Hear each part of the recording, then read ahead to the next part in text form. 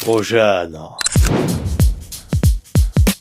Les amis, j'espère que vous allez bien. L'Olympique de Marseille affronte ce vendredi soir au Vélodrome la JOCR pour le compte de la 26e journée de Ligue 1. Et l'OM reste sur 2 résultats positifs car après la victoire contre l'Olympique Lyonnais, l'OM est allé s'imposer contre son bourreau de la Coupe de France, le TFC. Franchement, à choisir, j'aurais préféré qu'on gagne les deux. Mais on en a gagné un des deux et on est toujours en course pour le championnat. L'important maintenant, ça va être de continuer cette marche vers l'avant et enchaîner la passe de 3 avec cette victoire à domicile contre Auxerre. L'Olympique de Marseille a pu récupérer la 3e place, ce qui était très important, mais reste à égalité de points avec l'Olympique Lyonnais et profite d'un goal average avantageux. Mais tant que ce sera comme ça, l'Olympique de Marseille ne sera pas à l'abri. Les hommes d'Habib Beye ont su souffrir sans prendre de but le week-end dernier face au TFC. À eux maintenant de confirmer au Vélodrome avec, pourquoi pas, ce qui pourrait être leur match référence et enchaîner une 3e victoire, continuer cette marche vers l'avant. Et oui les amis, l'Olympique de Marseille est donc de nouveau 3e après ce match face au TFC. L'Olympique Lyonnais ayant fait match nul à domicile à la dernière minute contre le Paris FC et à égalité de points avec l'Olympique de Marseille. Et